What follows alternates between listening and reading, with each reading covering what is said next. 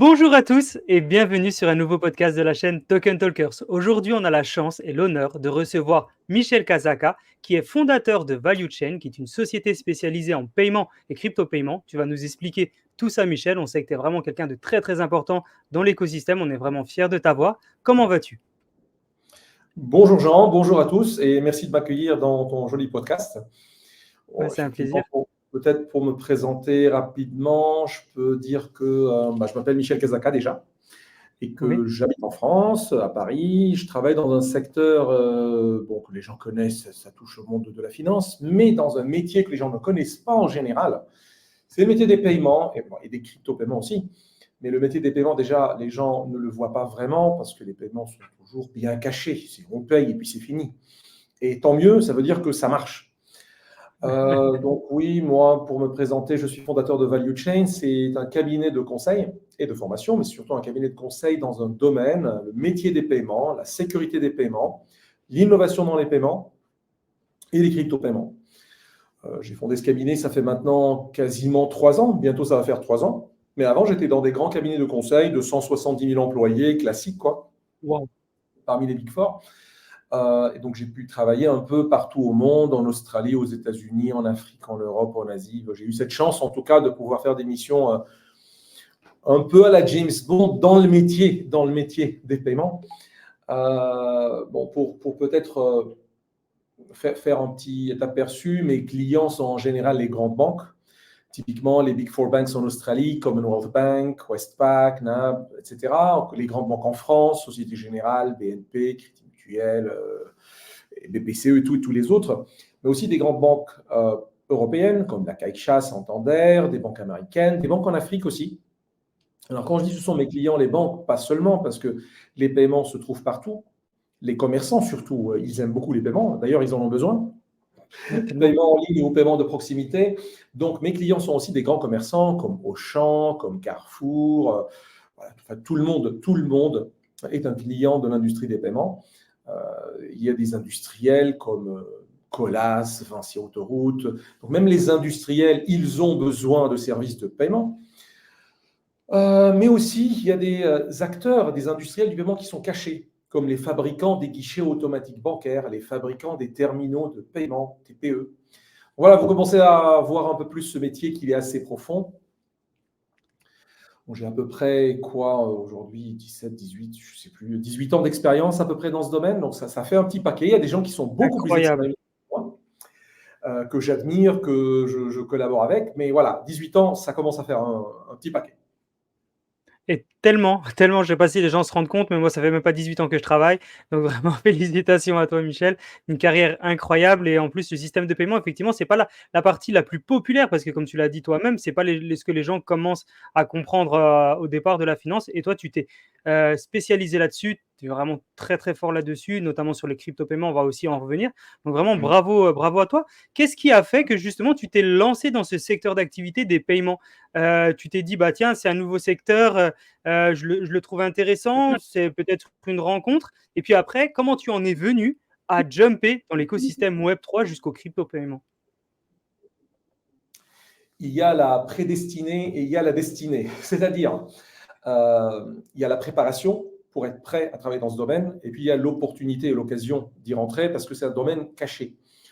Il est même parfois sensible, il est même classé, parfois secret défense, parfois systémique. Je vais expliquer tout ça après, mais bon, moi, personnellement, je viens d'un parcours qui n'a rien à voir, et qui, en fait, je connaissais même pas que ça existait dans les paiements. Le jour où on en a parlé, je pensais que c'était une blague. Sincèrement, je dis, on paye, c'est fini. En plus, on vient peut-être d'un moment où les paiements par carte n'étaient pas hyper démocratisés. Les gens payaient en espèces beaucoup plus. D'ailleurs, jusqu'aujourd'hui, je le rappelle, 65% des paiements des personnes, des gens, sont faits avec de l'espèce, 65%. Donc, c'est encore majoritaire le paiement en espèces. Donc voilà, de là où je viens, on parlait de paiement, je pensais que vraiment c'était une blague, c'est pas sérieux. En gros, ce qui a fait que je rentre, que je n'arrive pas toujours à sortir de ce monde, c'est que d'abord, je suis ingénieur, donc ingénieur électronique, télécom et informatique. Je suis ingénieur, ça s'appelle multidisciplinaire, c'est un diplôme que j'ai eu au Liban, dans une faculté de génie, qui a cette particularité d'être sur des anciens programmes, d'anciennes méthodes d'apprentissage pour les ingénieurs, de les rendre multidisciplinaires. Donc, je suis ingénieur électricité courant fort, électricité courant faible, électronique, donc tout ce qui est hardware, télécommunications et informatique. Voilà, c'est ça mon diplôme. Bon, ça veut dire qu'il y a beaucoup de choses là-dedans. Et comme je ne me contentais pas de tout ça, je me suis dit, je veux venir en France pour apprendre la sécurité informatique et la sécurité électronique, physique et logique. Donc, de base, tu as en face de toi, Jean, un ingénieur, un cryptologue aussi, parce que j'ai étudié beaucoup la cryptographie, la cryptologie, donc tout ce qui est la sécurité. Et donc, de la combinaison de tous ces mondes-là, il fallait que je trouve du travail à un moment. Donc, c'est très, très bien de publier, de faire des recherches, de faire des projets, mais bon, il faut travailler. Et donc, le secteur qui a souhaité me recruter, donc ça, c'était la prédisposition.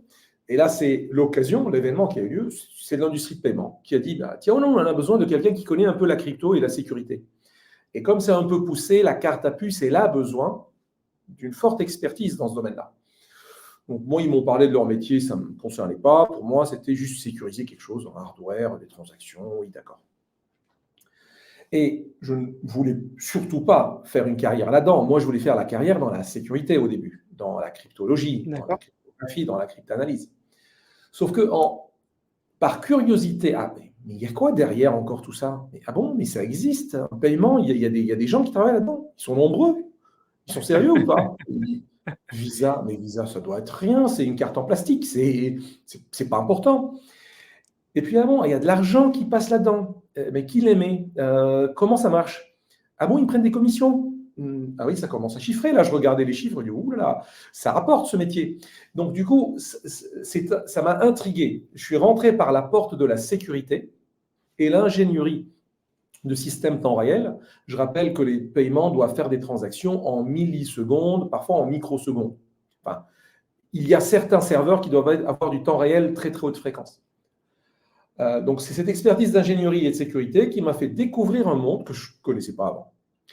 Et ce qui m'a inspiré encore, c'est non seulement la partie technique, parce qu'il y a beaucoup de normes, beaucoup de règles techniques, beaucoup d'acteurs d'ailleurs. Et le jargon, il est trop compliqué, c'est pire que la médecine. Hein. Mais ce qui m'a intrigué, c'est la valeur derrière. Mais pourquoi ça a de la valeur? Il n'y a pas du cash, ce n'est pas de l'espèce, c'est de l'électronique. Je me dis, bon, qu'est-ce qui donne la valeur au cash en fait? Ah oui, c'est juste une autre représentation du billet. Elle est peut-être même plus sécurisée. D'ailleurs, c'est moi qui bosse un peu sur la sécurité et je vois que la cryptographie, elle est forte. Je dis, tiens, donc ça a commencé à ouvrir mon esprit sur c'est quoi la monnaie aussi. Mais comment l'économie, elle est basée sur mon industrie, la transaction. Voilà, donc c'est ça qui a fait que je commence à rentrer dans ce domaine et je ne peux que remercier les écoles dans lesquelles je suis passé pour l'apprendre. C'est des cabinets de conseil qui m'ont formé, qui m'ont mis chez des clients comme Carrefour, Auchan, Galeries Lafayette, mais Ingenico qui est un leader mondial. D'ailleurs, je rappelle que la France est un leader mondial de cette industrie. Nous avons inventé la carte. Oui, la France est un inventeur, c'est un leader mondial dans cette industrie. La France, elle a inventé la carte à piste, elle a inventé la carte à puce, elle a le leader mondial des terminaux de paiement. C'est Ingenico. Bon, maintenant, l'avenir d'Ingenico, il est compromis. Mais le passé d'Ingenico, c'était le leader mondial. Donc, on avait cette chance. Et on était un peu prédestiné en France de travailler dans ce domaine parce que la France est un leader mondial dans ce secteur. Voilà en petit résumé, qu'est-ce qui a fait que je rentre dans ce domaine? Ok, bah merci. En plus, on a appris quelque chose, que la France est un leader mondial. Je ne le savais pas. Merci, merci Michel pour cette information. Je pense que ça va servir, vraiment servir tout le Pionnier monde. historique, ça ne veut pas dire qu'elle fait le plus grand chiffre d'affaires aujourd'hui, mais c'est un pionnier Oui. historique dans le domaine. Ok, bah écoute, merci, merci pour cette information. Du coup, parlons de l'histoire. Donc, on est passé de système de paiement standard à un système de paiement numérique. On arrive sur un système de paiement crypto et peut-être il y aura encore d'autres systèmes par la suite. Comment tu vois, toi, de ton œil, cette évolution? C'est quoi ton observation par rapport à ce système d'évolution? Est-ce qu'on arrive quasiment à la fin de l'évolution? Est-ce que tu penses que ça va encore évoluer avec le temps? Et est-ce que tu trouves que ça évolue assez rapidement? C'est une très belle question parce qu'elle nous amène à réfléchir sur aujourd'hui et le passé et l'avenir. Donc, j'adore ces questions parce que ça parle d'une dynamique. Ça nous pousse à voir avec nos yeux une dynamique. déjà, le premier réflexe que j'ai eu, c'est que les paiements, c'est quelque chose qui n'existe pas, c'est rien, ça ne peut pas être un Oui. métier. Pourquoi j'avais ce réflexe un peu naturel, que je n'ai plus aujourd'hui? C'est parce qu'on paye et c'est fini. Si je te donne, Jean, un billet d'or, enfin voilà, à l'époque, c'était des Mmh. pièces d'or et d'argent. Si je te donne la pièce d'argent ou la pièce d'or, c'est fini, je t'ai payé. Circuler, il n'y a rien à voir en fait. Au mieux, il y a peut-être une comptabilité, tu as réglé une dette, tu gardes un registre, tu gardes un livre pour dire j'ai reçu autant en paiement. Mais l'acte de paiement en soi, ce n'est pas un métier. Ça, c'était la vérité pendant très très longtemps. C'était la vérité pendant même des D'accord. millénaires. Au moins, pour être très précis, avant les années, je fais des caricatures, je raccourcis, donc je ne donne pas des dates exactes, mais par exemple de 2000 ans avant Jésus-Christ jusqu'à 1500, donc au moins 3000 ans, 3500 ans, c'était ça la vérité. Après, on a commencé à transformer la monnaie en monnaie papier. Alors, la vérité, ce n'est pas 1500, cette invention, elle date d'un certain Mongol, pas Genghis Khan, un de ses lieutenants, un de ses généraux et aussi un de ses héritiers, lorsqu'il a conquis la Chine, il a découvert que dans une ville en Chine, en fait, les Mongols, ils avaient une belle tradition pour eux, bien sûr, elle est très dévastatrice pour toute la planète, c'est qu'ils prenaient tout l'or de l'empire qu'ils envahissaient. Donc, en plus, non Mmh. seulement, il y avait quand même des massacres, donc on va le dire, non seulement ils créaient des pyramides de crânes des gens qu'ils ont tués, mais en plus, ils prenaient l'or. Les crânes, ils les gardaient en souvenir pour les gens, pour qu'ils se rappellent quand nous sommes passés par là. Mais eux, ce qu'ils cherchaient, ils prenaient l'or. Et sauf que dans une ville en Chine, ils ont pas trouvé. Ils n'ont juste pas trouvé. En fait, l'or était bien caché, ils l'ont repris après, mais ils ont découvert que cette ville, elle ne fonctionnait pas avec de l'or et de l'argent en monnaie. Ils avaient du papier. Donc ça date des années 1100 de mémoire, 1200, je ne vais pas être très précis sur la date, je m'excuse. Mais à cette époque-là, ils ont découvert lors de leur C'est déjà parfait. voilà, que cette ville-là, elle avait une autorité centrale qui émettait des billets exactement comme nous entendons aujourd'hui le billet de 200 euros, 500 euros, 20 euros, etc. Exactement de la même manière. Et c'est un billet qui était un peu cryptographique dans le sens où personne ne savait écrire complètement de cette manière. Il y avait une type d'écriture, il y avait des tampons que personne n'avait à part les émetteurs de la monnaie. Donc il y avait en gros tous les principes de la monnaie papier que nous avons aujourd'hui. Exactement les mêmes. Ils ont été inventés par les Chinois. Sauf que ce n'était pas diffusé. Et ça fonctionnait très bien. Et tiens, donc ils se sont dit, mais c'est génial ça. Si on le mondialise, si on fait en sorte que tout l'empire mongol fonctionne de cette manière, on prend tout l'or de tout le monde et on impose un billet. Donc tous ceux qui nous disent que le cash, c'est bien, ils doivent se rappeler d'où est-ce qu'il vient. Pour moi, le cash, on reparlera peut-être éthique à la fin, mais de point de vue éthique, son origine, c'est les Mongols, c'est Genghis Khan, c'est les massacres et c'est le vol des peuples. D'ailleurs, c'est Marco Polo qui nous a rapporté l'histoire en Europe. C'est-à-dire que ça fonctionnait comme ça dans l'Empire mongol, mais c'était caché pour les Européens. Et c'est voilà, le voyageur Marco Polo qui rapportait que dans cet empire, le Mongol, le Khan, il a imprimé autant de billets qui pouvaient couvrir plusieurs fois la richesse de toute la planète Terre pendant des centaines d'années. Et il n'avait pas Incroyable. autant en or en face. C'était un problème d'inflation qu'avait l'Empire mongol. C'est une des raisons pour Mmh. lesquelles l'Empire mongol s'est effondré assez vite, très très Ils vite. ont fait faillite parce qu'ils ont imprimé trop de billets. Et voilà, ils ont En abusé gros. de la machine. Ils ont abusé de la machine. Et d'ailleurs, la loi, c'était quoi? La loi, c'était le commerçant était obligé d'accepter ce billet en paiement. Donc, c'est-à-dire, voilà, mon métier, il a des origines très, très, très anciennes. C'est le commerçant est obligé d'accepter ce paiement. Sinon, celui qui rapporte, donc en fait, déjà, on rémunérait les rapporteurs. Celui qui rapporte qu'un commerçant a refusé le billet émis par le Khan, on lui coupe la tête, on le brûle, on confisque tous ses biens et on les donne au rapporteur. Donc voilà, ça marche très bien. Ça Ça, calme c'est tout le sûr. monde. Ah bah là, Ce c'est qui fait sûr. que les commerçants sont obligés de prendre du papier qui vaut rien, qui ne savent même pas lire. Personne ne savait lire le chinois à Damas. On ne sait pas lire le chinois à Damas. Et d'ailleurs, c'est l'une des raisons pourquoi des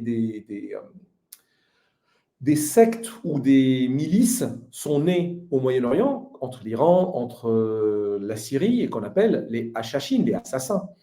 Oui, C'est l'une des raisons. Je ne dis pas du tout que c'est la raison, mais ce mouvement de rébellion était motivé par le fait qu'ils nous ont pris tout notre or et on nous impose une monnaie qui n'en est pas une et qui ne vaut plus rien.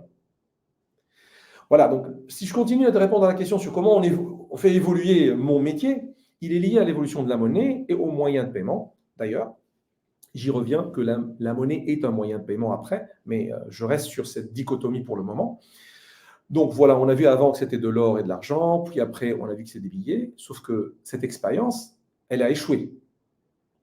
L'empire mongol s'est démantelé, il s'est effondré, et plus personne n'utilisait un billet, c'était juste une expérience qui a prouvé son échec. C'est un peu comme le communisme, qui, pour nous en Occident, il a prouvé qu'il a échoué. Voilà. Il a été testé et ça n'a pas marché. Ceux qui l'ont essayé, ils n'en ont pas eu de bons résultats après. Et donc, en gros, tout l'Empire, tous les pays au monde utilisaient l'or et l'argent, y compris en Europe, jusqu'à ce que, en France, on réinvente cette, je ne veux pas dire connerie, mais voilà, presque. On dit, tiens, c'est intéressant, on en a besoin. En fait, c'est dès qu'on en a besoin de fuir vers quelque chose qui nous fait échapper à une réalité inévitable, on pense que c'est un bon moyen. Et donc, en gros, c'était l'une des causes de la Révolution française. Une des causes de la Révolution française, pour ne pas dire que c'est la principale, c'était les billets. En fait, ce qui s'est passé, c'est que en France, on était parmi les premiers à inventer une banque centrale. Ce n'est pas à 100% reconnu en telle, mais la première banque centrale au monde, elle est en réalité française, sauf que c'était un embryon qui n'a pas bien fonctionné. Mais en réalité, on a émis du papier pour dire que pour des projets du roi qui veut se financer, pour des projets qu'on veut faire en Amérique, etc., les gens peuvent souscrire et obtiennent un billet. Puis après, ces billets sont devenus des assignats. Donc lorsqu'on a fait la Révolution française, on a dit, on va confisquer tous les biens, par exemple, de l'Église, parce que l'Église était riche. Il y avait aussi beaucoup de corruption, sûrement, beaucoup d'extravagance peut-être, mais en tout état de cause, l'État français, après la Révolution, il a confisqué tous ces biens-là. Il a dit, je veux émettre en face de ce collatéral des billets. mhm. Et d'ailleurs, je me rappelle que dans un de ses écrits, Talleyrand, qui est très très bien connu, il a prévenu, il a dit, je ne suis pas d'accord, vous êtes en train d'imprimer plus que la valeur du collatéral. Et il leur a dit, attention, je ne suis peut-être pas assez intelligent, mais j'ai l'impression que ça va nous apporter des problèmes. Ouais, c'est sûr. Hein. Voilà, ils n'étaient peut-être pas tous des économistes pour prévoir l'inflation, mais c'est ce qui a fait l'inflation. D'ailleurs, ça a eu lieu avant la Révolution, et c'était l'une des raisons de la Révolution, puis ils l'ont répété après confiscation. En gros, ce qui s'est passé, c'est qu'on a mis trop de papier, mais on a dit exactement comme les Mongols, on a fait en France, on a dit, le commerçant, le boulanger, il est obligé de vendre le pain à un prix fixe. C'est le prix décidé par les révolutionnaires ou par l'État. Sinon, il est puni. Guillotine. Guillotine. C'est peut-être un peu plus civilisé que lui couper sa tête et le brûler, mais ça reste un meurtre pour un moyen de paiement. Voilà. C'est clair. Le problème, c'est que le boulanger, il a dit, j'ai deux choix. C'est soit je triche. Je ne peux pas vendre la baguette à 1 franc. Je ne connais plus c'est quoi le prix exact. Mais bon, imaginez que c'est 1 franc. Et sauf que moi, elle me coûte 10. Le prix subventionné par l'État, c'est 1, mais il ne me paye rien à l'État, il m'oblige à vendre un prix. J'ai deux choix. Soit je vends dans le marché noir à 10 francs, sinon je ne peux pas vivre, et je risque d'être guillotiné, soit je ferme. Et voilà, les boulangeries ont fermé en France. Ça fait une famine. Ça a commencé à créer une famine. Pourquoi? Parce que la France, elle ne pouvait pas plus importer du blé, par exemple de l'Algérie, ce qui a créé une grande dette de la France envers l'étranger. Parce que pour payer les étrangers avec le papier imprimé en France qui ne vaut rien, il faut être très convaincant. Il faut être très, Ouais, très, c'est très sûr. convaincant. C'est sûr. Voilà. Et donc, les pays externes qui ont dit aux Français, enfin, ça ne nous intéresse pas, votre projet de papier interne, faites-le entre vous, mais nous, on veut de l'or. Vous n'en avez plus, vous voulez quoi, nous donner une église? Je ne peux pas trop la transporter sur un bateau. Donc, ça fait effondrer, ça crée une inflation aussi en France. Voilà. Donc, il y a eu l'invention du billet, c'était suite à 2 grands échecs. Le premier, celui du Mongol, le deuxième, celui de la Révolution française. Wow. Puis Ok. après, créer la collatéralisation, tout billet devrait avoir de l'or en face. Et là, ça a marché. Jusqu'à ce qu'on arrive à Bretton Woods aux États-Unis, et on dit après qu'on va faire le DPEG, le dollar, il n'est plus du tout raccordé à l'or.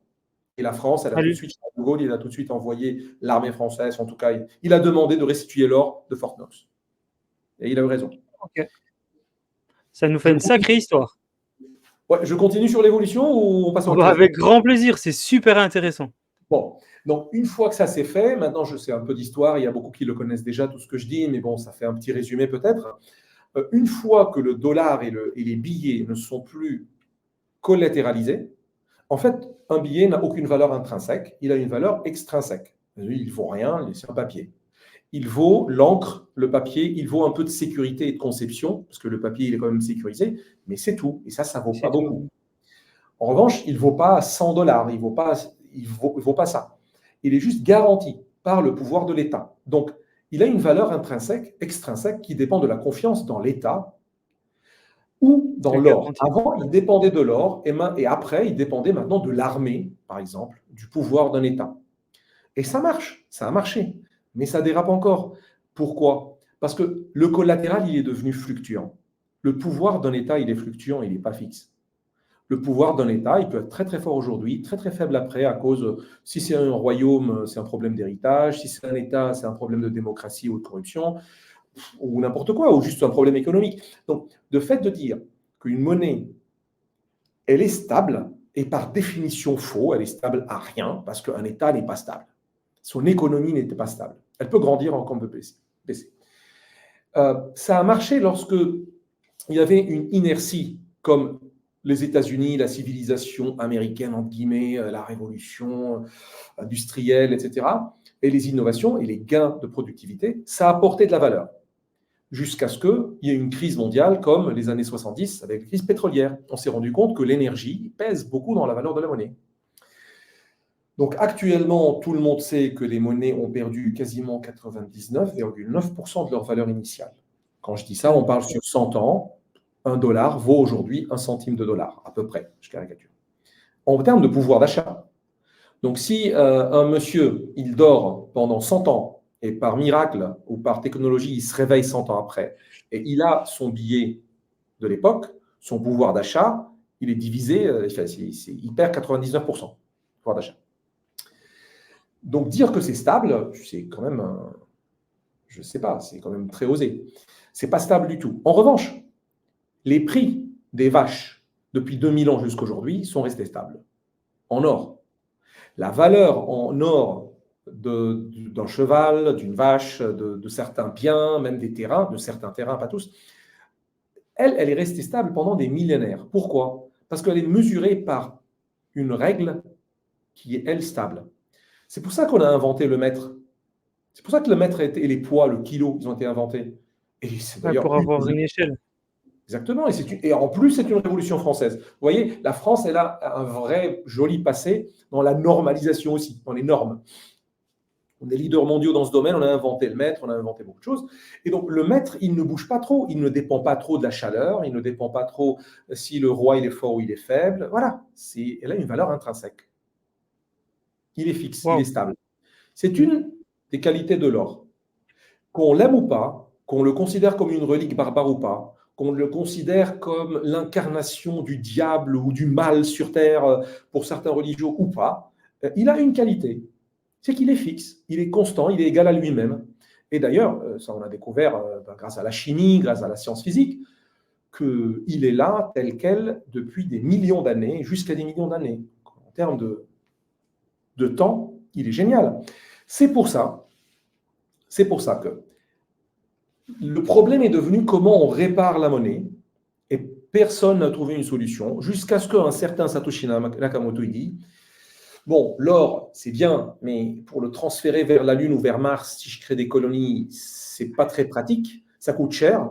Un, deux, si je veux payer quelqu'un en paiement transfrontalier, lui balancer par ma fenêtre un lingot d'or, ça prendra du temps pour que ça arrive en Australie.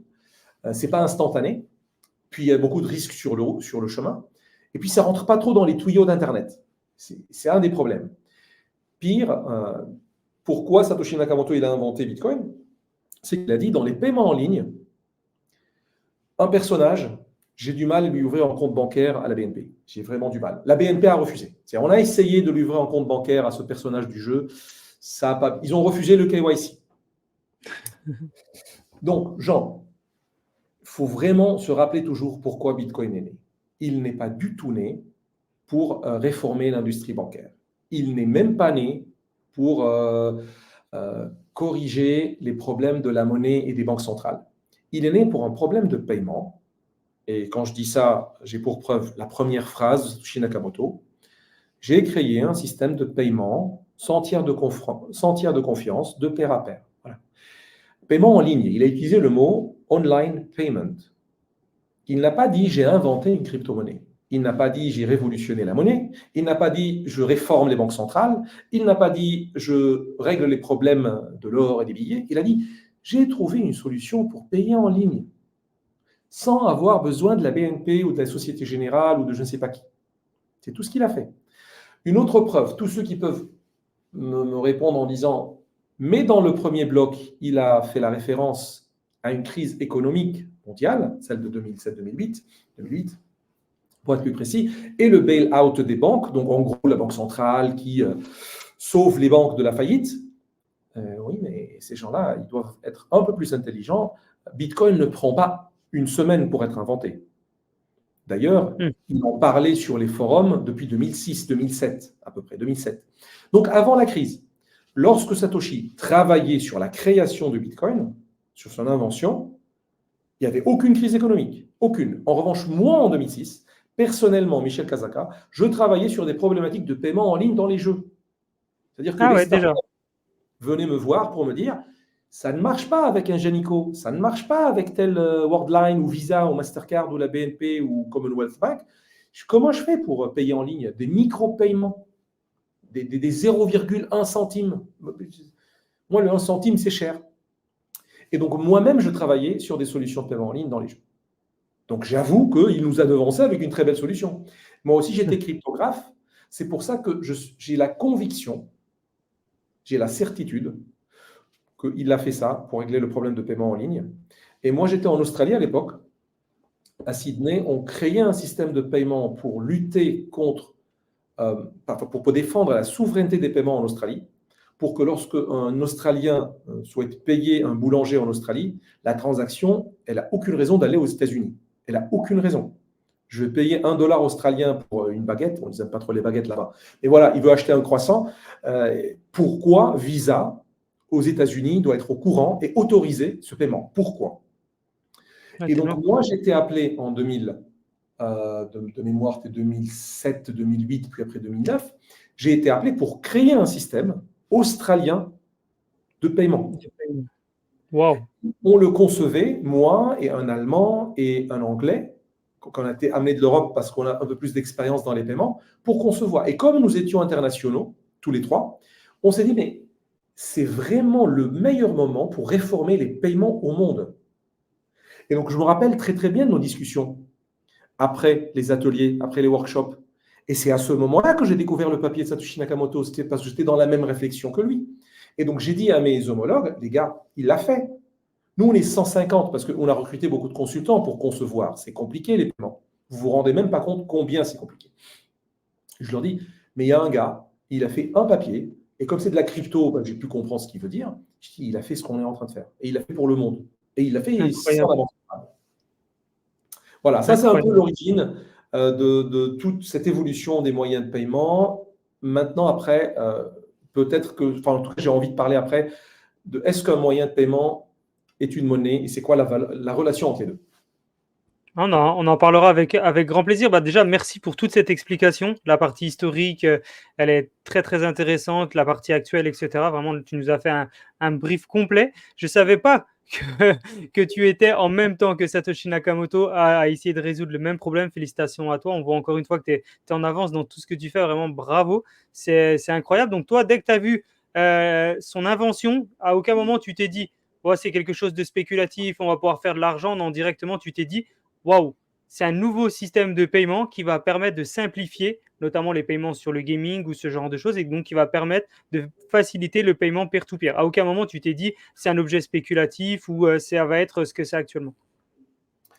En aucun moment, non. En aucun moment, non, jusqu'à les années où il y a eu trop de bull run, Bah il y a oui, eu des sessions spéculatives. Mais au début de l'invention, c'était une invention entre cryptographes. Ceux qui disent des cypherpunks, je souhaite modérer ça. Il y avait des ok, cypherpunks dans la boucle, il n'y a aucun problème là-dessus, mais c'était entre des cryptographes. Ça veut dire des mathématiciens et des ingénieurs qui cherchaient une solution à un problème. Alors, bien sûr, ils ont des backgrounds, bien sûr, ils ont des convictions peut-être économiques, politiques, religieuses, éthiques, j'en sais rien, morales. Peut-être même qu'ils sont des militants pour la liberté comme des cypherpunks. Mais leur caractère principal, c'était qu'ils sont des cryptographes et des ingénieurs.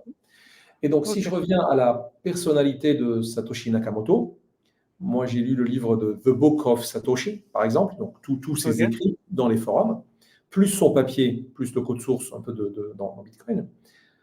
Pour moi, Satoshi Nakamoto n'est pas un cryptographe. Il n'est pas un scientifique dans le monde de la recherche. Pour moi, d'après tout ce que j'ai lu de lui, c'est un ingénieur télécom. Donc, tu vois, ok, Jean, je ne dis pas qu'il est un ingénieur électricité, ni électronique. Je ne dis pas qu'il est un ingénieur informatique. C'est un ingénieur dans une catégorie qui s'appelle la télécom, le réseau. C'est un ingénieur réseau, pour être plus précis. C'est plus précis que télécom. Je vais après donner un peu les preuves. C'est mon avis personnel selon mon analyse et c'est mon filtre à moi. Donc, d'autres personnes peuvent super avoir un autre. intéressant. Alors, pourquoi je dis ça? Je dis ça parce que dans tous ses écrits, on voit qu'il n'est pas trop à l'aise dans l'économie. Lorsqu'il parle de l'économie, il a des notions, il a des bases, mais ce n'est pas un économiste. Il ne s'étale pas trop, il n'étale aucune science sur ce domaine. En revanche, il a des positions, il a des avis. Lorsqu'il parle de la cryptologie, il est très réservé. Il dit, j'ai utilisé tel algorithme.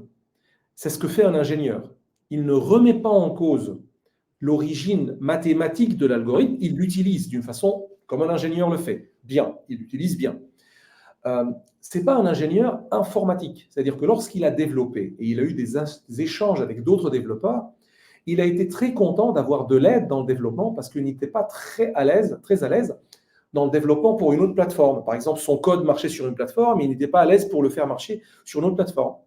En revanche, les qualités nécessaires pour faire Bitcoin, il faut le développement pair à pair réseau. Il faut que des sockets se parlent entre elles, il faut que des ports se parlent entre elles, il faut que des nœuds échangent de la data. Donc, il faut être un ingénieur réseau pour faire ça. Et ça rappelle un peu les ingénieurs réseau qui ont fait Imule, Torrent, etc. C'est du pair à pair. Donc, il y a une très grande probabilité que ce soit un bon ingénieur, très très bon ingénieur, hein, dans le monde du réseau. Maintenant, pourquoi un ingénieur de réseau traite un problème de paiement? Ouais, C'est très totalement. probablement parce qu'il travaillait dans l'industrie peut-être bancaire. Je ne dis pas comme moi, mais il y a une part de similitude que je ne sais pas la mesurer. Parmi ses clients, je suppose qu'il y avait des banques, je suppose qu'il y avait des commerçants. Ça veut dire qu'il a une expérience, 10 ans, 15 ans, 20 ans, j'en sais rien combien. Il a beaucoup d'expérience. 5 ans ne suffit pas, 10 ans ne suffisent pas pour diagnostiquer un problème et lui trouver une solution en plus. Ça ne suffit pas. Parce que connaître la chaîne de valeur des paiements prend une carrière, carrément. Donc pour moi, c'est quelqu'un qui a plus d'expérience que moi. Donc moi, par exemple, je suis dans les buts de mes 40, actuellement, 43 ans. Je pense que lui, il est dans les 53, 55. Ok, C'est mon filtre personnel. Je pense que c'est quelqu'un qui est plus âgé que moi, de au moins 5 à 10 ans. Parce que je connais les ingénieurs de cette tranche d'âge. Je connais ce qu'ils sont capables de faire et je connais l'état de l'ingénierie informatique et réseau dans laquelle ils étaient lorsqu'ils étaient jeunes. Ils travaillent sur des technologies sur lesquelles nous, ma génération, ne travaille plus. Qui travaille sur le pair à pair aujourd'hui? Très peu. Ce n'est plus quelque chose à la mode dans le Web 2. Le Web 2, c'est centralisé. Donc, ça doit être forcément un ingénieur qui était du temps de la création du Web 1 et du Web 2. Enfin bref. Donc voilà, sur mon analyse, Satoshi Nakamoto est un ingénieur réseau qui a travaillé dans le consulting probablement comme moi par exemple, ou pas, mais pour l'industrie bancaire, l'industrie des paiements, et qu'il a connu une chaîne de valeur de l'industrie de paiement. Une partie, je ne sais pas laquelle, carte ou pas wow. carte, virement ou prélèvement ou pas, mais en gros, il est venu de ce monde-là. C'est pour ça que je me suis tout de suite associé à son projet Identifié. dès le départ, dès Ah oui. 2010. Ok. Et pour toi, parce que c'est une question que les gens se posent beaucoup, parce que bah, tu viens d'en parler, est-ce que pour toi, ça c'est une personne ou c'est un groupe de personnes? Quelle est ta C'est une personne. sensation par rapport à ça? Une C'est une personne? seule personne. Ouais. Alors, pour avoir un avis tranché, c'est compliqué parce que personne n'a une preuve, moi non plus. Mais moi, j'ai des faisceaux d'arguments, des faisceaux de preuves peut-être, qui sont convergentes vers cette hypothèse. Le code source, d'origine, il est écrit pour moi par une seule personne. Le papier, pour moi, il est écrit par une seule personne. Le papier. L'idée elle-même, elle est née d'une tête d'une seule personne. Pourquoi? Je veux dire que c'est possible. Il y a rien en termes d'intelligence qui l'interdit. Une personne est capable de penser exactement comme il a pensé. Satoshi Nakamoto, une seule personne. Un autre argument. Satoshi Nakamoto, il n'a pas tout inventé. Il a repris des travaux de eCash avant lui, de Adam Back sur les smart contracts, du Hashcash. Donc, il a repris des innovations, voilà, des recherches, des innovations qui existaient avant lui. Et ça, c'est un bon travail d'un bon ingénieur ou même d'un bon chercheur. Voilà. Donc, il vient agréger, il vient construire sur un socle fort qui existait un tout petit peu avant lui. D'ailleurs, ça ne date pas depuis 100 ans avant lui, c'est juste quelques années. Hashcash, ça n'existe pas avant 1950, donc c'est relativement récent. Donc, c'est quelqu'un qui était dans une communauté de cryptologues. D'ailleurs, il était sur le forum de ces cryptologues. C'est comme ça qu'il a échangé avec eux. Mmh. D'ailleurs, il y a des Français comme Pierre Noisa ou d'autres qui étaient membres de ce forum. D'ailleurs, une remarque, Pierre Noisa, donc président de Paymium et fondateur de Paymium, pour moi, il est dans la même tranche d'âge de Satoshi Nakamoto. OK, c'est la Il est même un peu année? plus âgé que moi, je ne dis pas de 10 ou 5 ans. J'espère je ne pas avoir blessé Pierre, c'est un ami. Mais Pierre, il était sur le même forum d'échange que Satoshi Nakamoto. Il recevait ses mails, il recevait ce qui était écrit sur ce forum. Et donc, c'est une génération qui était connectée comme ça. Alors, moi, je pense qu'il était aux États-Unis, Satoshi Nakamoto. Je pense qu'il est américain, anglais, anglophone, parce que ce qu'il a écrit, c'est pas vraiment. Enfin, c'est quelqu'un qui est né là-bas. Il peut être d'origine indienne, j'en sais rien, ou japonaise, j'en sais rien. Mais c'est quelqu'un qui était anglais, qui vivait plutôt aux États-Unis. OK. Et donc, oui, voilà, c'est un tout petit peu mon avis. C'est une seule personne qui a agrégé ce qui se passait autour d'elle et qui a dit: je suis content, je l'ai trouvé. C'est comme ça qu'il commence son papier. J'ai réussi à faire un paiement de pair à pair sans tiers de confiance, les gars. Et vous avez eu du mal, il y a eu des gens qui ont eu des problèmes parce qu'ils ont essayé de le faire. Et j'ai réussi, regardez. Incroyable, incroyable. Ouais, ça devait être la folie à ce moment-là, dans sa tête et vraiment grand bravo à lui, à ce qu'il a fait. Si toi, tu avais la chance de le croiser, qu'est-ce que tu lui dirais? Euh, Est-ce que tu t'es déjà posé cette alors, question? je me suis posé cette question autrement. Moi, je travaille depuis plusieurs années à profiler Satoshi Nakamoto dans le bon sens du terme, c'est-à-dire à créer un Ouais, profil robot.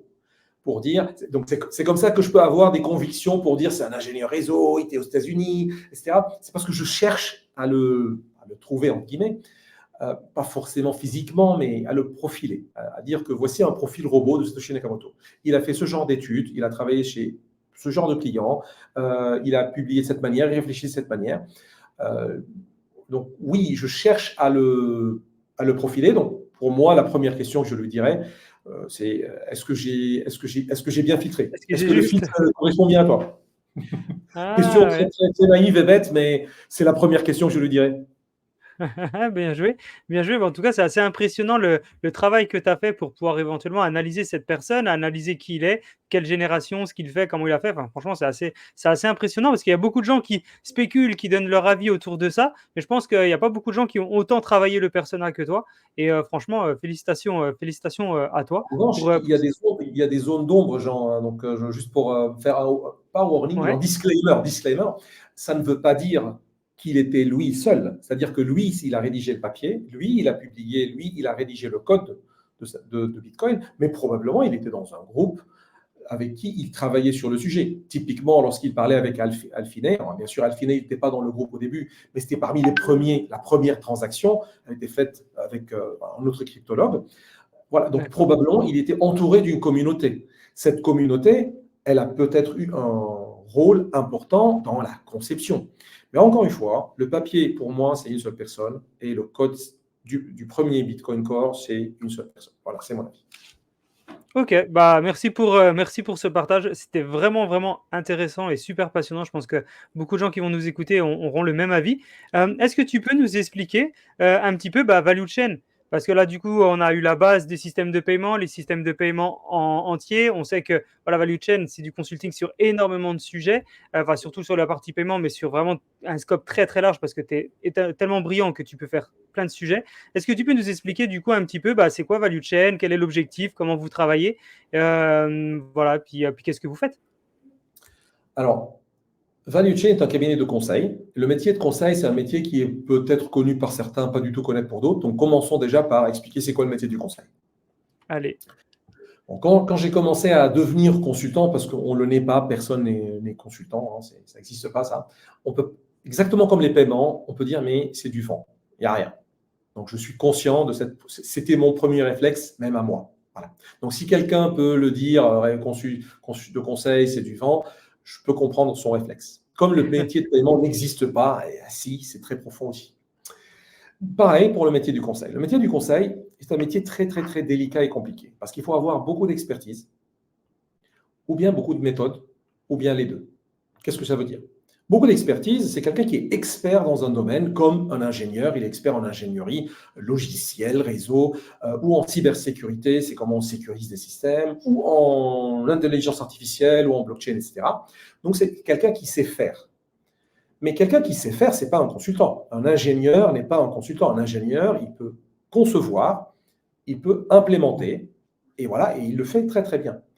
Mais à quel moment on peut dire qu'un ingénieur, ou bien qu'un marketeur, quelqu'un qui est dans le marketing, quand est-ce qu'on dit qu'il est devenu un consultant? C'est lorsqu'il arrive à accompagner un autre, par exemple un client, à réussir son projet. Donc maintenant, pour vous raconter une petite analogie de c'est quoi le métier du conseil, le métier du conseil, c'est pas d'être le héros de l'histoire. Vous connaissez tous peut-être le film de The Lord of the Rings, Le Seigneur des Anneaux. Comment il s'appelle l'héros qui porte la bague? Comment il s'appelle? C'est Frolon? Frogon? Frodo, voilà, pour de mémoire comme Ouais, ça. quelque chose comme ça, ouais. Frodo. Et comment il s'appelle son ami qui est un peu gros comme ça, qui est parfois maladroit? Bilbo Gollum? Baggins, peut-être. Ah, Non, peut-être ouais. c'est Bilbo Baggins. Voilà, c'est pas le héros. Donc, peut-être même que Jean, tu te rappelles même pas de son nom parce que ça t'a pas trop marqué. C'est son ami qui est un peu gros, qui veut le suivre absolument, qui veut l'aider un peu, mais c'est pas l'héros de l'histoire. En fait, dans le film, on est tous conscients que Frodo, celui qui a la bague, l'héros de l'histoire, il ne peut pas réussir sans l'aide de son ami. Si son ami n'était pas avec lui pour le porter, pour l'aider, pour l'encourager, il n'aura jamais réussi sa mission. C'est ça le métier du consultant. C'est d'être la personne qui se cache derrière le héros. Et le héros de l'histoire, c'est le client. Le client, ça peut être, par exemple, voilà, l'analogie qui va bien, si moi, mon client, c'est la banque, donc c'est que cette entité de la banque, elle réussisse son projet, moi, de toute façon, je vais m'effacer de l'histoire après. Moi, je vais venir les aider à réussir un projet. Ils vont se l'approprier, ils vont garder le succès pour eux, et moi, je vais partir. Je serai payé, je serai rémunéré pour cette prestation, pour cette mission. Et ma mission, c'est d'être l'ami de l'héros et d'aider OK. l'héros de l'histoire à être l'héros. Sinon, il ne sera pas l'héros et il va échouer. Donc voilà, c'est au moment, lorsque l'ingénieur, ou lorsque le responsable marketing, ou lorsque le commercial, voilà, parce qu'on peut être consultant dans différents métiers.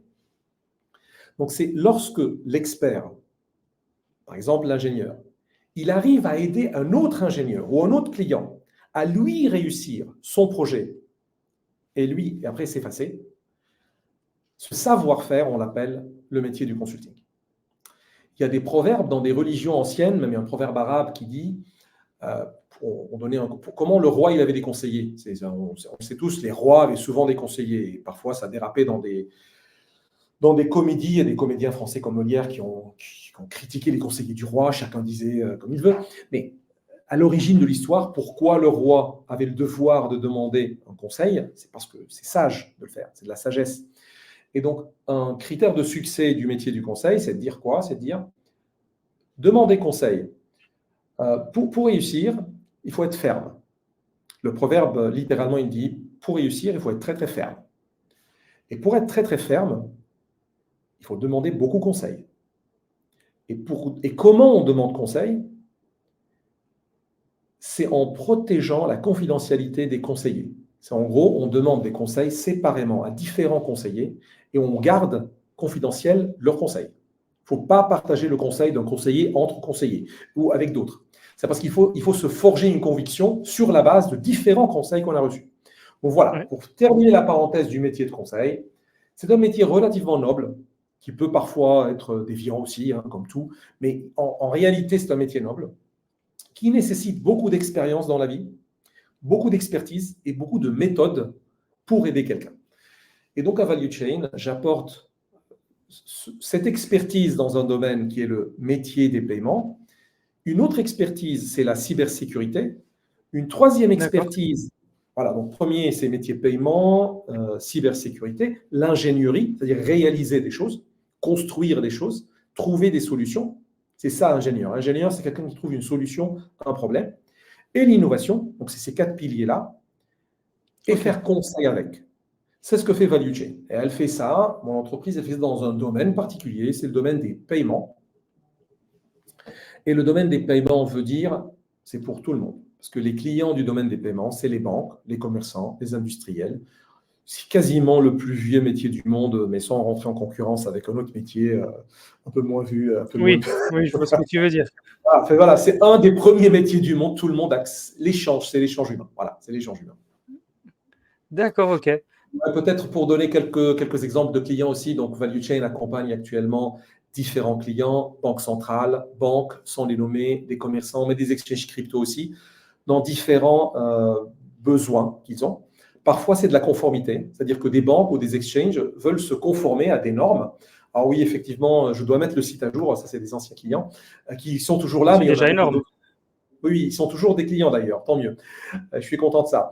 Par exemple, il y a des normes de sécurité comme NIST, comme PCI DSS, comme ISO 27001, comme la RGPD. C'est un métier qui est très régulé, le métier des paiements et la sécurité. Donc, on accompagne ces clients dans la conformité. Mais il y a aussi MiCA, il y a PSAN dans l'équipement d'Exchange. Donc, on les accompagne dans la conformité. Il y a d'autres clients, on les accompagne dans la réalisation de projets d'ingénierie, typiquement des assureurs qui veulent profiter de l'intelligence artificielle et du savoir-faire d'ingénierie temps réel et de masse, parce que quand on traite des paiements, on traite des millions de transactions par jour. Donc, c'est Ouais. une autre échelle, c'est une autre échelle en termes d'ingénierie. Et donc, parfois, des métiers qui ont beaucoup de données, par exemple des dizaines de milliers de contrats, voilà, des très grandes quantités de data, et qui veulent les traiter, ils font appel à des gens de notre métier, le métier des paiements, parce qu'ils savent traiter en ingénierie une grande quantité de données. Donc, on les aide à utiliser voilà, des systèmes experts et de l'intelligence artificielle, par exemple, pour analyser des contrats, pour industrialiser des services ou automatiser des services. Par exemple, comment on crée un compte automatiquement sans que ça prenne du papier, du temps, des employés qui valident. Donc, pour que ça soit complètement automatisé et instantané. Je travaille aussi sur des projets d'euro numérique. Voilà, monnaie numérique de banque centrale. On en reparlera probablement. À Value Chain, on fait beaucoup de formations aussi. Alors, il y a Ouais. les formations et les enseignements, l'enseignement à l'université. Mais les formations, c'est pour les CAC 40, pour les grands industriels, pour les dirigeants des entreprises, pour les employés aussi, pour comprendre que ce soit les paiements, que ce soit des normes, mais surtout la blockchain et ses cas d'usage. Donc, l'adoption de la blockchain dans leur métier et les crypto-paiements, comment on adopte les crypto-paiements. Voilà, on fait à peu près tout ça, on couvre tous ces spectres de besoins à Value Chain. Waouh! Ah bah, c'est assez large et on voit que c'est vraiment très focus sur une seule et même objectif, le système de paiement.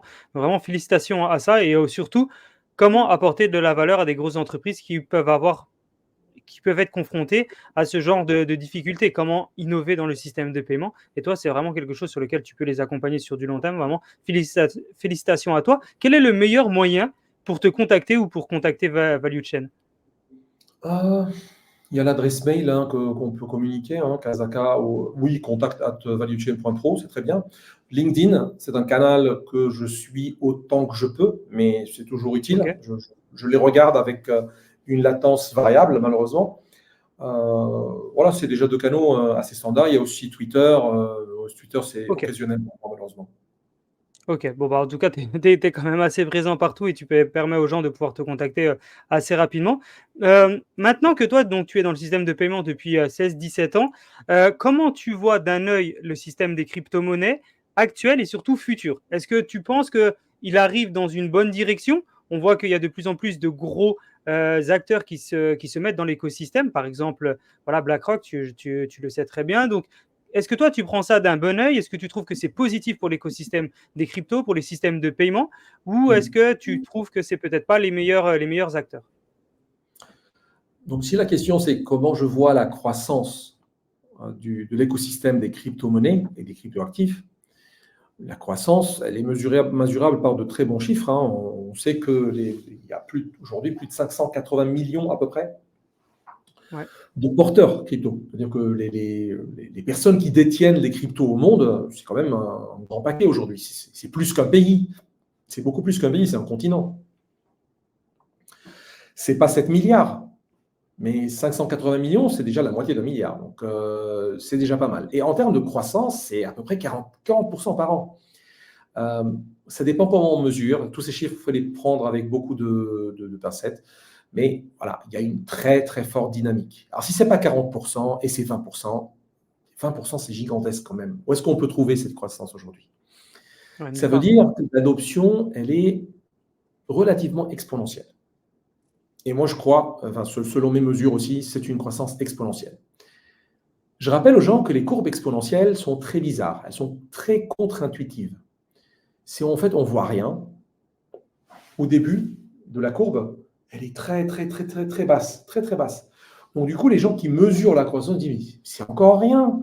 Ils sont minoritaires encore au monde. C'est la preuve que c'est un échec. Ah oui, mais c'est parce qu'ils ne comprennent pas comment fonctionne une courbe exponentielle. C'est qu'au début, elle est lente et elle est très, très, très, très rapide après. Très, très rapide. Mais comment on peut prouver que c'est une croissance exponentielle? Ça, c'est que des maths. C'est qu'à chaque fois, la croissance augmente. Donc, elle s'accélère. Voilà, la vitesse augmente, donc l'accélération augmente. Et c'est le cas. C'est le cas dans l'adoption aujourd'hui. Et ça, on peut le dire. Typiquement, en France, on a des nouveaux chiffres qui disent que, je ne sais plus, c'est la DAN qui a publié ça C'est avec KPMG. 12%, je crois, ouais. Mmh. Oh, 18% de mémoire, je vais quand même regarder. 18? Ouais, je regarderai le chiffre, je ne veux pas, là, je veux pas dire des contre-vérités, mais si j'arrive à le retrouver, ouais, c'est 12%. 12%. Ouais, 12%, ouais. Oui, 12% en 2023. Donc 12%, c'est plus que 8%. De mémoire, c'était 8% l'année dernière. Donc c'est quand même une grande croissance en France. Donc Et pour moi, 12% pour les gens qui n'ont pas compris, c'est le nombre de propriétaires de crypto-monnaies en France, ce qui est en France, énorme. voilà. Ce qui est supérieur, 12%, largement supérieur à ceux qui détiennent des actifs en France, ceux qui achètent Ouais, des titres ou qui jouent à la des bourse, quoi. obligations, des ouais, ouais, C'est 8 millions. 8 millions de Français, relativement. c'est fou, c'est 8 fou. millions, c'est quand même beaucoup. Alors, ce n'est pas 60 millions, mais ce n'est pas rien, 8 millions non plus. Donc, c'est une croissance très, très forte. Et donc, ça commence à faire des alarmes partout, dans toutes les administrations qu'on peut imaginer. La croissance, elle est là. Après, ça ne suffit pas. Parce qu'on peut dire, ce sont tous des spéculateurs. Une belle insulte, vous êtes tous des spéculateurs. Bon, la personne qui se sent insultée, c'est qu'il est vraiment un spéculateur. Les personnes qui ça ne les intéresse pas, en fait, ils font autre chose en réalité. Ils achètent Mmh. en tant que réserve de valeur peut-être. Mais rappelle-moi de revenir sur réserve de valeur, moyen de paiement et monnaie. La différence entre Allez, les trois. Peut-être pas tout de suite, mais pour continuer sur la croissance, les transactions aussi sont en train de croître. C'est-à-dire que sur Bitcoin, il y a à peu près 400 000 transactions par jour. Et Bitcoin Lightning augmente aussi. Donc, on voit qu'il y a une dynamique de croissance de transactions et de commerçants qui l'implémentent, qui l'adoptent en plus. Donc, voilà, actuellement, les crypto-monnaies sont bien utilisées, ils sont en croissance, et tous ceux qui les accusent d'être du charlatanisme ou du vent ou un scheme du Ponzi, Ponzi, ouais. pour le moment, ils ont tort. Et pour moi, s'ils ont tort pendant 500 ans et qu'ils ont raison dans 500 ans après, ça me va. 500 ans, c'est déjà large. Fondamentalement, je pense qu'ils ont tort. Et le C'est ça. temps prouve pour le moment qu'ils ont tort. Et donc, peut-être là s'ouvre la question, c'est est-ce qu'ils l'achètent parce que c'est une réserve de valeur seulement, ou est-ce que c'est parce que c'est un moyen de paiement? Et pour moi, c'est une question fondamentale. On peut la D'accord. traiter? Ah, avec grand plaisir parce que j'attends la réponse du coup. Tu nous as teasé en nous disant c'est l'un ou l'autre. J'aimerais bien ton avis. Bah, merci pour l'opportunité de traiter ce sujet parce que c'est un sujet qui fait débat, c'est un sujet très compliqué et je risque d'être à contre-courant d'une pensée un peu dominante dans l'écosystème crypto, mais Allez, c'est une guerre d'échanger.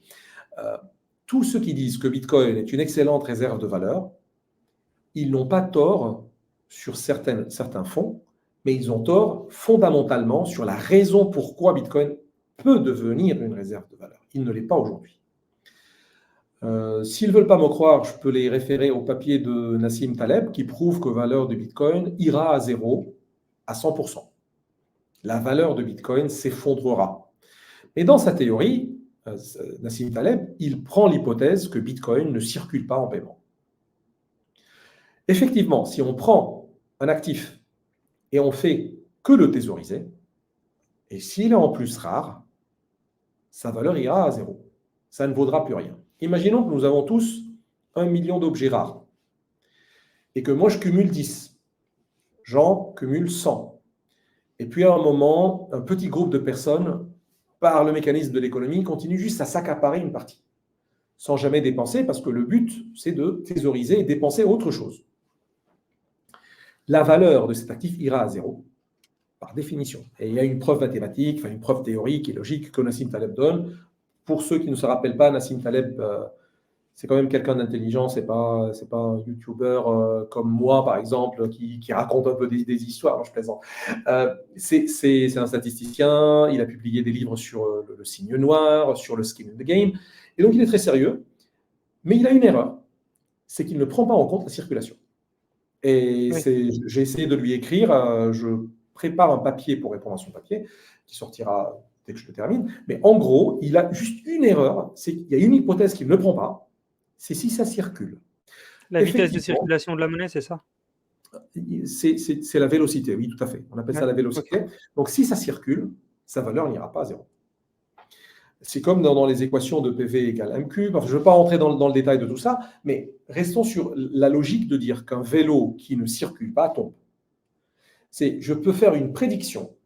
Le vélo va tomber à 100%. Oui, s'il s'arrête. Mais tant qu'il marche, tant qu'il roule, il ne tombe pas. C'est par conception, il est fait comme ça. Et cette même analogie s'applique à Bitcoin.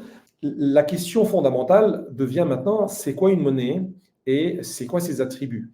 Et tout le monde commence à connaître aujourd'hui les attributs d'une monnaie en disant que c'est une réserve de valeur, un moyen d'échange et une unité de compte. Sauf que c'est faux, parce que ce ne sont que des attributs, ce sont des adjectifs, ce ne sont pas une définition. Dire que Jean mange, dort et marche, oui, oui, bien sûr, il peut faire ça, mais ce n'est pas sa définition. Il est bien plus que ça. Il réfléchit, il a des idées, il a des sentiments, il a une vie, il a des envies, il a des projets. Voilà. Donc, définir Jean ou un humain par 3 attributs, c'est très C'est pas réducteur et c'est suffisant. faux comme une définition. Bon, pour réparer ce problème, c'est comment on peut définir une monnaie dans ce cas-là. Alors, pour rappel, c'est Aristote, parmi les premiers, qui a défini une monnaie en disant qu'une monnaie est une mesure du travail. Et puis, il y a Platon qui l'a contredit, qui a dit ouais, bon, t'es gentil, mesure du travail, je fais un trou, et puis mesure du travail, je bouche le même trou. La résultante de ce travail, elle est nulle. Je mesure quoi là? Qui a plus de valeur, le premier ou le deuxième? Donc c'est faux. On ne peut pas dire que la monnaie, c'est la mesure du travail. C'est juste une convention sociale, comme on dit aujourd'hui pour éviter le troc, ce qui est faux. Mais comme on dit aujourd'hui, c'est pour éviter le troc, c'est un tiers de confiance, c'est une étape intermédiaire d'un échange. Et donc, le fait de dire que ce n'est qu'une convention sociale enlève la partie travail et énergie, par la définition d'Aristote. Et puis, il y a eu César, enfin César, ça c'est ce que Charles Gave essaye de rappeler toujours en disant que pour sauter de Aristote à Platon à César, qui a dit bah, la monnaie c'est moi, la monnaie c'est l'armée, c'est le monopole du pouvoir, légitime ou pas, mais c'est un monopole du pouvoir. Je coupe la main d'un falsificateur, celui qui essaie de forger un dinar, un denier falsifié, bah, il risque la mort au temps de César. comme un peu avec les Mongols, mais au moins c'était de l'or. Voilà. C'était de l'or, c'était pas un papier. Donc voilà, ça date avant Genghis Khan. Et donc cette définition de la monnaie, elle n'a jamais été stable par les philosophes. Mais elle a été stable par les petites gens. Pardon pour le mot petites gens, c'est, je veux dire, par la masse. Les gens ne se trompaient jamais de définition. Ils savaient ce qui avait de la valeur pour eux. C'était l'or. Un peu d'argent aussi, mais c'était l'or qui avait de la valeur.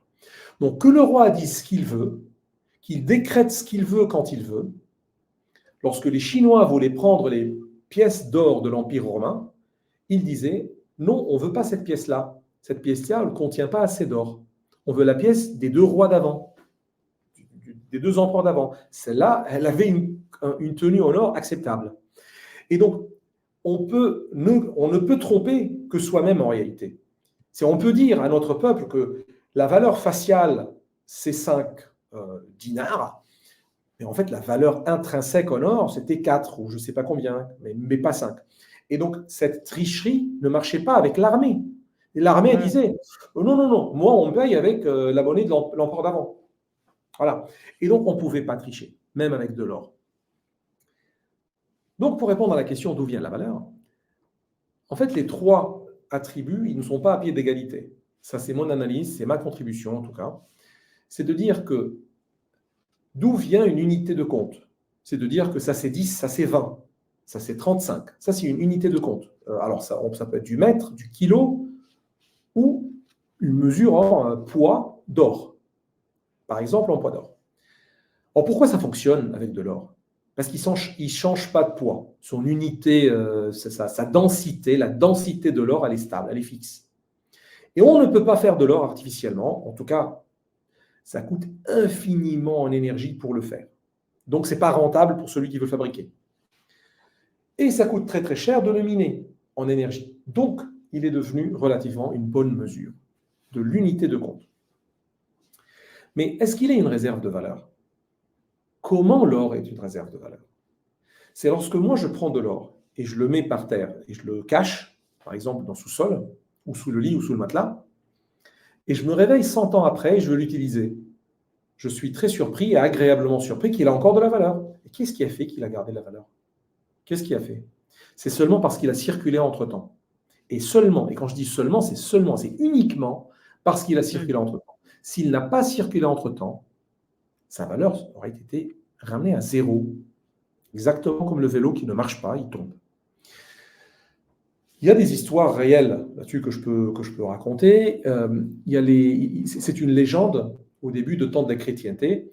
Il y a certains chrétiens qui sont cachés dans une grotte, ayant peur des Romains qui voulaient tuer les chrétiens. Voilà. À un moment, il y avait des petits conflits entre les Romains et les chrétiens. Il y a eu quelques massacres.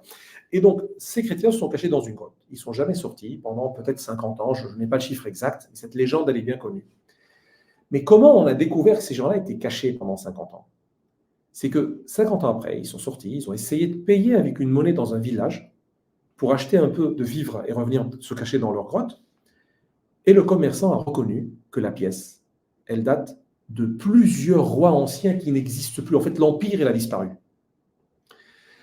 Et donc, c'est comme ça qu'ils les ont découverts, qu'ils ont raconté toute leur histoire. On leur a dit que l'Empire est devenu chrétien, vous pouvez sortir de votre cachette, c'est fini. Mais pourquoi leur or avait gardé de la valeur alors qu'il avait un tampon, une valeur faciale différente d'un autre roi? Pourquoi ça a gardé de la valeur? C'est qu'entre-temps, on a utilisé l'or encore. Il a circulé. Et d'ailleurs, quand on dit une unité de compte, c'est un transfert de valeur dans l'espace. Et quand on dit une réserve de valeur, c'est un transfert de valeur dans le temps. Et la monnaie, elle a ce pouvoir relativement magique. C'est une très très belle invention qui transporte de valeur dans l'espace et dans le temps. Je pars au pôle Nord, ou en Australie, ou à Dubaï, l'objet, il a une unité de compte qui est mesurée par 10, 30, 20, 1000, etc. C'est dans l'espace. Je peux le payer, je peux l'acquérir dans cet espace. 100 ans après, je prends mon bitcoin ou ma pièce d'or, allez, restons sur les pièces d'or, ils ont transféré la valeur de mon travail dans le temps. Ils ont transféré un pouvoir d'achat dans le temps. Donc, c'est un transfert d'énergie stockée que j'ai pu dépenser 100 ans après. Donc voilà, si on veut modéliser l'objet monnaie, c'est une des bases du papier que je suis en train de préparer, mais qui n'est pas encore terminé. Mais pour au moins partager avec vous mon modèle de la monnaie, c'est un objet qui permet de transférer le travail et l'énergie dans l'espace et dans le temps. Et donc, le fait de dire c'est une réserve de valeur n'est qu'une conséquence temporelle, et le fait d'être une unité de compte n'est qu'une conséquence spatiale, mais la source de valeur, elle vient de la circulation. Et qui dit circulation dit des échanges. Je paye Jean, Jean paye Jacques, Jacques paye Paul, etc., jusqu'à l'infini. Et cette circulation-là, elle garde la valeur et elle la maintient dans le temps et dans l'espace. Et c'est ça qui fait transférer la valeur. Maintenant, pourquoi la circulation se fait? C'est parce qu'il y a acceptation et attractivité. C'est-à-dire que le commerçant, il dit, tu ne me trompes pas, je ne prends que cette pièce-là. Celle-là, elle a de la valeur. Le billet de Genghis Khan, je l'ai accepté parce que tu vas me tuer, mais moi, je le refuse. Donc, il n'y a pas une acceptation naturelle, il n'y a pas une attractivité naturelle. Alors, l'or, il a cette caractéristique. Il a une attractivité naturelle parce qu'il était associé à deux choses, aux divinités et au pouvoir, le roi. C'est-à-dire que dans les temples, les statuettes des idoles, c'était fait avec de l'or. Et le roi, il avait des bijoux en or. Et donc, c'était cette attractivité-là qui a fait que tout le monde aimait cet objet. Donc voilà, il y a une attraction aussi. Il a un pouvoir d'attraction. Voilà, ça c'est un tout petit peu mon analyse, mon résumé, ma contribution sur d'où vient la valeur d'une monnaie. Elle vient par l'acceptabilité, l'attractivité et son usage en paiement. Et de ça découle la fonction réserve de valeur et la fonction unité de compte. Ok. Waouh! Et bah là, je pense que je pense qu'on a appris énormément de choses. Incroyable, Michel, franchement incroyable. J'ai appris beaucoup, beaucoup de choses et on sent vraiment la passion que tu as derrière et on sent que c'est pas juste une idée que tu jettes comme ça, c'est un travail de longue haleine et comme tu dis, tu es en train de travailler un papier là-dessus, tu veux développer encore plus ton idée. Enfin, c'est formidable et il n'y a pas beaucoup de gens qui en parlent autant que toi et surtout de cette façon de vulgariser. Parce que c'est bien d'en avoir plein la tête, mais il faut savoir le transmettre. Toi, tu es incroyable là-dessus. D'ailleurs, c'est aussi pour ça que tu as des formations et tout. J'ai On y besoin moi-même. reviendra. Je fais ça Mais pour moi-même déjà. Je vulgarise pour que moi-même je comprenne. pour que tu comprennes ce que tu as dans la tête. Incroyable. Non, franchement, franchement, bravo. Comment justement tu arrives à transmettre ça aux entreprises et aux professionnels que tu accompagnes? Comment tu arrives à leur expliquer pourquoi il est crucial de se former, d'apprendre et de comprendre la technologie de la blockchain et des crypto-payments? Parce que ce n'est pas forcément évident pour des entreprises, on va dire. euh, voilà, c'est pas du retail, c'est pas du curieux. Souvent, voilà, c'est des gros blocs, c'est difficile à les faire bouger. Comment toi, tu arrives à les accompagner jusqu'à les former pour qu'ils comprennent leur avantage? Les entreprises, il faut les comprendre. Ils ne sont pas là pour réfléchir de façon stratégique. Ils sont là pour servir leurs clients. Chaque entreprise a ses clients. Les clients peuvent être des consommateurs ou peuvent être du B2B qui travaille. Et donc, ils ont un devoir de surveillance du marché, ils ont un devoir d'innovation, mais leur devoir principal, c'est l'opérationnel. Donc, ils sont que dans l'opérationnel. C'est malheureux, mais c'est comme ça. La société, l'économie a besoin des gens opérationnels qui font. Par exemple, une banque, elle fait beaucoup de choses. Par exemple, elle traite des transactions. Elle donne des crédits. Et elle n'est pas là dans des réflexions stratégiques sur c'est quoi la monnaie, pourquoi elle est comme ça, est-ce que le crédit c'est mal ou bien. Elle doit servir une fonction et elle la fait bien. En revanche, on a trouvé des sociétés, des entreprises mourir parce qu'elles n'ont pas vu venir des innovations technologiques disruptives. Alors, Nokia n'est pas encore mort. Voilà. Mais Kodak, Nokia, voilà. C'est quelques exemples comme ça. Même IBM, elle n'est pas morte, mais elle a subi beaucoup à cause de Microsoft, d'Apple, etc. Donc, cette entreprise pense qu'elle est dans l'opérationnel, elle le fait très très bien, et elle loupe un créneau qui vient lui manger une part du marché ou juste la rendre obsolète, complètement obsolète. Et c'est là où la formation est indispensable. Dire les entreprises aujourd'hui commencent à être conscientes qu'elles ont besoin maintenant d'adopter et d'apprendre à adopter la technologie blockchain, mais elles sont conscientes qu'elles n'ont aucun client là-dessus aujourd'hui.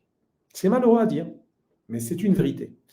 C'est-à-dire que moi, dans mes statistiques et dans mes discussions avec les clients que je fais, je me rends compte qu'ils me disent, j'ai aucun client qui me demande ça, pour le moment, parce que leurs clients ne sont pas prêts non plus. Même leurs clients, ils ont besoin de formation.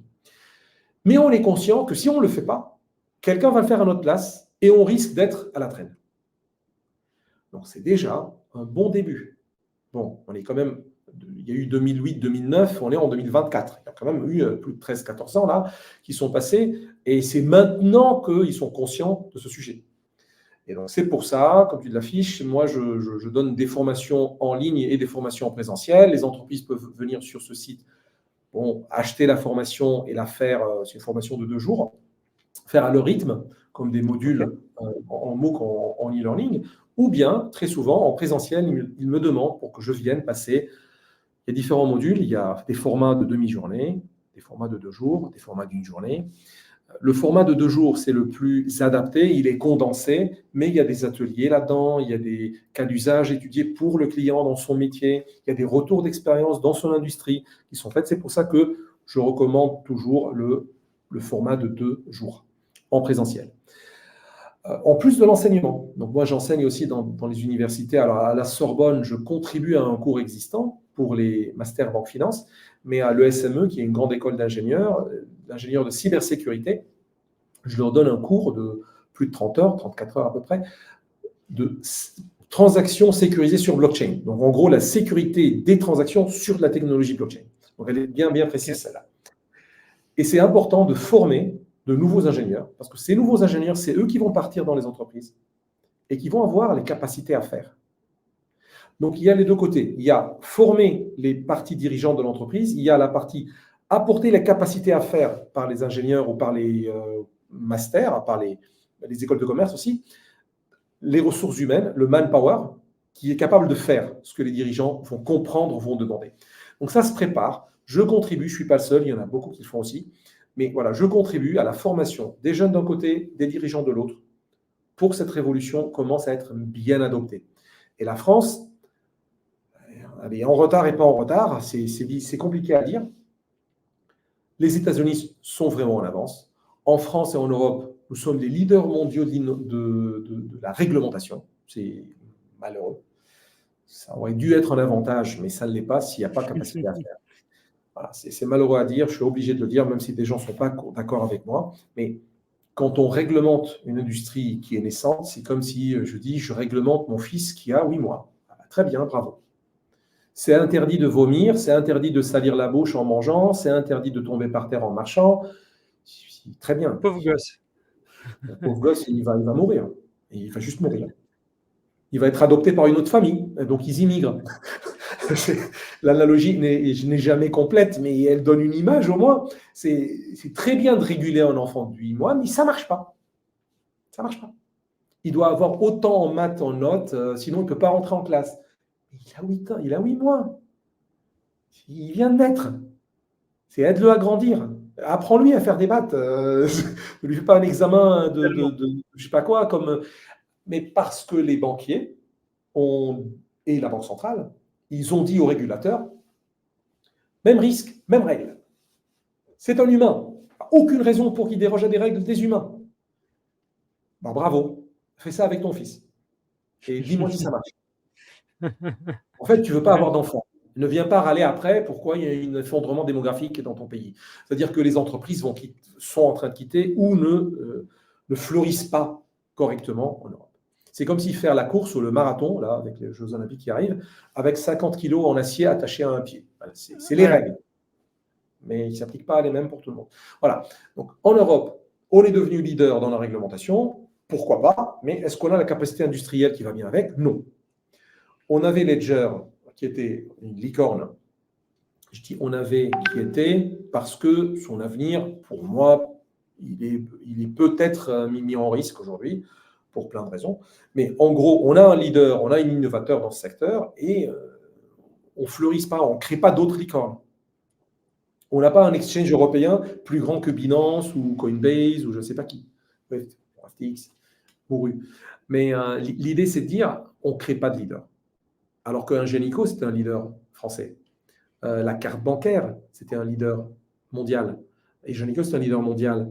Les Américains, Visa et Mastercard, sont venus acheter carte bancaire.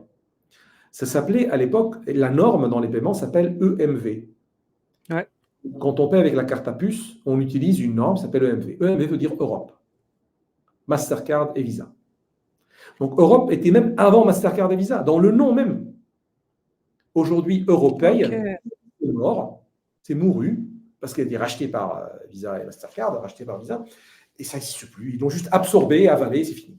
Donc, il ne faut pas recréer les mêmes erreurs du passé. On a fait pareil avec Apple Pay. On avait créé des paiements mobiles en France, et on a dit on ne veut jamais adopter Apple Pay et Google Pay, et Samsung Pay. Parce que nous sommes la France, on crée S-Money, on crée Quixo, c'est des noms que personne ne connaît aujourd'hui, sauf que ces noms-là ont coûté 60 millions d'euros par banque. Une banque comme le Crédit Agricole, elle a cramé des dizaines de millions pour une expérience qui n'a pas marché, parce qu'elle était morte-née, née morte, comme les réglementations malheureusement, parce qu'on dit que ça ne marche que dans la banque. Si on peut payer par son mobile, mais que dans la banque, entre personnes de la banque, si on n'en a pas besoin. Ah bah oui, mais les paiements mobiles, de toute façon, qui en a besoin? Qui va payer avec un mobile un jour? Personne. Oui, d'accord. Jusqu'à Apple Pay rafle tout le marché français. Parce que ça marche Ouais. bien le paiement mobile, c'est Et plus intelligent. tellement. Et après, Voilà, c'était trop tard et ils n'ont pas réussi à rattraper, etc., comme d'habitude, quoi. exactement. Exactement. Donc ça c'est malheureux. L'Europe, la France, a besoin de soutenir l'industrie des crypto-monnaies, des crypto-actifs, de la blockchain, et de ne pas freiner l'innovation avec le prétexte de protéger les grands industriels existants, pour ne pas les disrupter. Ouais, 100%. Bon, il faut les encourager. D'ailleurs, les banques peuvent les racheter après, si elles souhaitent. C'est-à-dire que si elles trouvent que ça marche très très bien, ils disent bah, tiens, on rachète, comme on l'a fait pour acheter Boursorama. La Société Générale avait racheté une néobanque, c'est Boursorama. Donc les néobanques n'ont pas tué les banques, elles étaient rachetées par les banques. Ouais, totalement, totalement. Et ça leur apporte une nouvelle valeur aux banques, comme il commence à avoir de plus en plus de banques, hein, qui jettent un coup d'œil sur le Web3, qui essayent d'acquérir des sociétés dans le Web3, soit des marketplaces de produits digitalisés, enfin voilà, des choses comme ça sur de la blockchain, etc. Enfin, il y a de plus en plus de gens qui se concentrent. Par exemple, Société Générale et Forge, on voit qu'il y a de plus en plus de choses comme ça, mais c'est vrai que c'est encore le début. Et la régulation freine énormément. En parlant de régulation et on va dire de développement du Web3 en Europe, il y a les monnaies de banque centrale.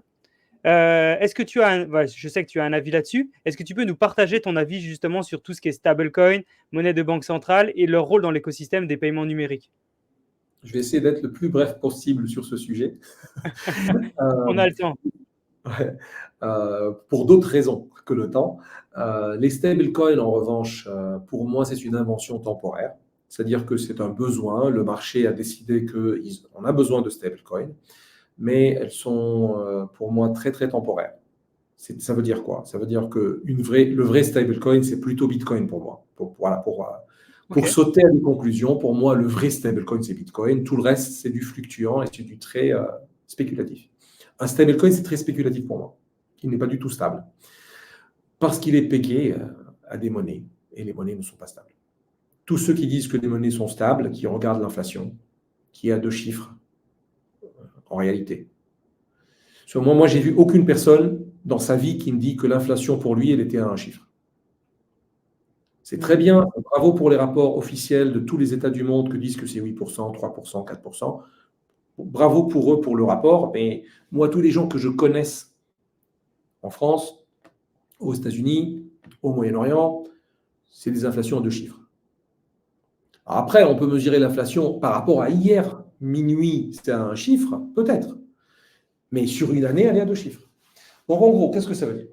Ça veut dire que les stablecoins sont un besoin temporaire pour pouvoir passer à des valeurs monétaires sans passer par le système monétaire, typiquement à faire un paiement transfrontière en crypto, mais qui a une valeur stable par rapport à l'euro ou au dollar.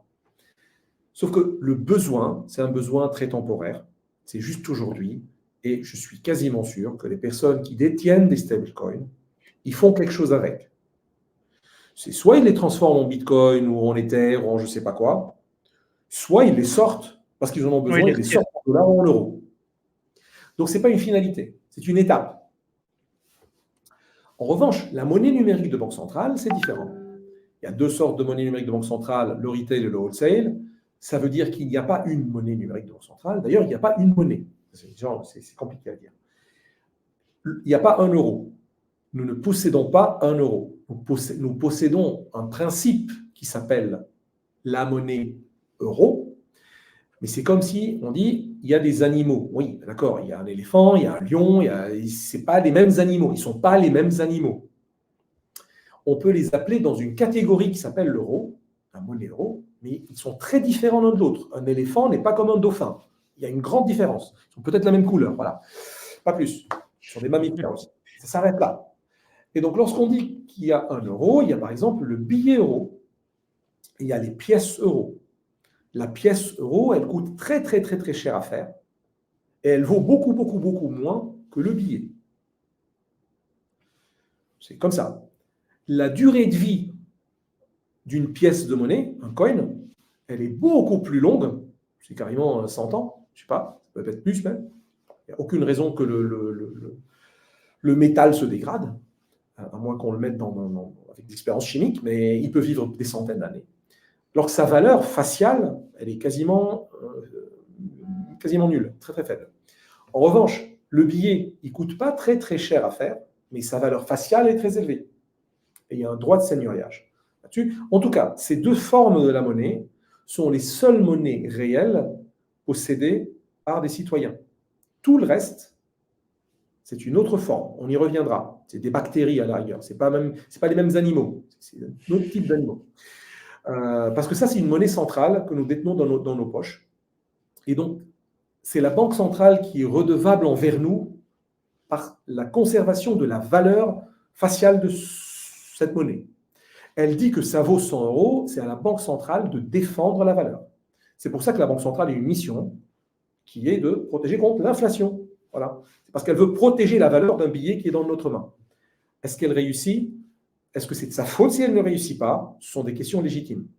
Mais fondamentalement, ça c'est une première forme de la monnaie. Deuxième forme de la monnaie, c'est votre monnaie à la banque, BNP, Société Générale, etc. C'est une monnaie privée, c'est du Monopoly, imprimé électroniquement par le joueur, qui est la Société Générale, BPCE, Banque Postale ou quelqu'un. C'est lui qui a imprimé cette monnaie Monopoly. C'est comme si vous êtes dans un casino, vous rentrez dans le casino et c'est un jeton du casino. Et elle n'est pas la même entre les deux casinos. Si vous prenez un jeton du casino de, je ne sais pas, Biarritz, si vous partez avec au casino de Monaco, à mon avis, ça ne se passera pas bien pour utiliser le jeton là-bas. C'est exactement ce qui se passe entre les euros d'une banque vers l'autre. Mais pour que ça fonctionne, il y a la banque centrale qui vient intervenir pour dire, attendez, je vais prendre, moi, votre jeton du casino de Biarritz et je vais vous convertir ça en quelque chose que le casino de Monaco va accepter. Et il va émettre son jeton, donc il va vous échanger le jeton par un autre jeton. Donc vous voyez, c'est compliqué. Déjà, en disant juste cette analogie, on va dire, mais pourquoi ils font ça ? C'est clair. Pourquoi ils font ça ? C'est parce qu'on a besoin de tiers de confiance. Les systèmes électroniques ne sont pas protégés sans un notaire, sans un système notarial. Il faut qu'il y ait un notaire qui dit, c'est moi qui décide. Montrez-moi le livre, le registre. Allez, j'écris, j'ai enlevé le jeton de Biarritz, j'ai rajouté le jeton à Monaco. Mais c'est moi qui décide. Je suis le seul à décider. C'est le rôle du tiers de confiance central. La troisième forme de la monnaie, il y en a plein, hein. La troisième forme de la monnaie, c'est la monnaie que les banques elles-mêmes détiennent à la banque centrale. Et ça, c'est une vraie monnaie comparée au jeton du casino que nous possédons, qui est garantie par la banque centrale. Donc, je ne le caricature pas, mais il n'a pas la même valeur. Et je donne pour preuve le discours de Madame Lagarde, qui est quand même pas n'importe qui, c'est quand même la gouverneure de la BCE, qui, lorsqu'elle parlait du projet d'euro numérique, il a dit, le journaliste lui a dit, mais moi, sur mon téléphone, je peux payer simplement avec, c'est déjà un numérique. Il a dit, non, ça n'a pas la même valeur. Puis, elle s'est rendue compte qu'elle est en train de salir l'image de la monnaie privée du casino, des banques. Elle dit, ouais, mais non, vous ne comprenez pas, ce n'est pas la même garantie. En fait, elle ne peut rien dire parce qu'elle est garantie, l'autre. Donc, il n'y a aucune raison pour un citoyen de demander un euro numérique. Probablement. Et donc, la question devient la suivante. Les banques détiennent des monnaies à la banque centrale, et c'est ça la vraie monnaie détenue, mais il n'y a que les banques qui ont le droit de la détenir. C'est un système compliqué qui s'appelle Target. qui fait la détention de titres et la détention monnaie, RTGS, et puis paiement instantané. Et actuellement, on essaie de créer encore une quatrième forme de la monnaie dans ce système qui va s'appeler l'euro numérique de gros, qui va permettre à des banques centrales de détenir une forme de monnaie centrale, numérique, qui puisse circuler sur des blockchains, des technologies de type DLT. C'est compliqué tout ce que je dis. Mais en tout cas, il y a deux formes, la monnaie retail et la monnaie wholesale. La monnaie wholesale, moi, j'ai une mission, je ne suis pas seul, on est très nombreux, mais je contribue à la conception de comment le système target, le système central, va greffer un nœud blockchain. Comment il va greffer dans son cerveau une blockchain qui va pouvoir maintenant ouvrir les chakras et par télépathie faire de la synchronisation avec d'autres nœuds, ce qui est inimaginable, parce que c'est un château fort, fermé, avec des murailles et des murailles et des murailles. Donc on va sortir du système du Moyen-Âge et on va dire, ça va être un système d'aéroport. D'aéroport, il n'y a pas de muraille, ce n'est pas un château fort avec de l'eau là qui tourne et des crocodiles dans l'eau, et des ponts. C'est ouvert, on peut rentrer, sortir, mais il y a des barrières. Voilà. Un système un peu ouvert. Et donc j'ai cette mission-là, et j'ai tenu à faire cette mission avec grand plaisir, parce que la Banque de France est la seule banque centrale en Europe qui a dit, moi je veux adopter la technologie blockchain, même si c'est très peu, même si ce n'est pas la solution la plus innovatrice possible avec Bitcoin, mais au moins, ils ont dit, on veut faire de l'euro numérique sur blockchain. Et on veut moderniser le système européen. Elle est en concurrence avec la Banque d'Allemagne, Banque centrale d'Allemagne, Deutsche Bank et Banque centrale d'Italie, qui, eux, proposent un euro numérique wholesale, centralisé, sans aucune blockchain.